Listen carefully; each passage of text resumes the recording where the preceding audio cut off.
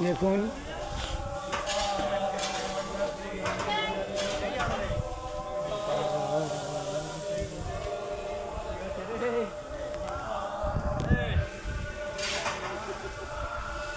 মহারাজরা ঠাকুরের অন্নভোগ নিয়ে গেল।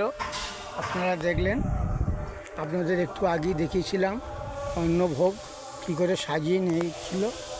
আর রন্ধনশালাটা আপনারা নিশ্চয়ই দেখেছেন। আর এইটা হচ্ছে ভোগ খিচুড়ি রাখার পাত্র, দেখে নিন। আর একবার দেখিয়ে দিই রন্ধনশালাটাকে। এই যে কড়া,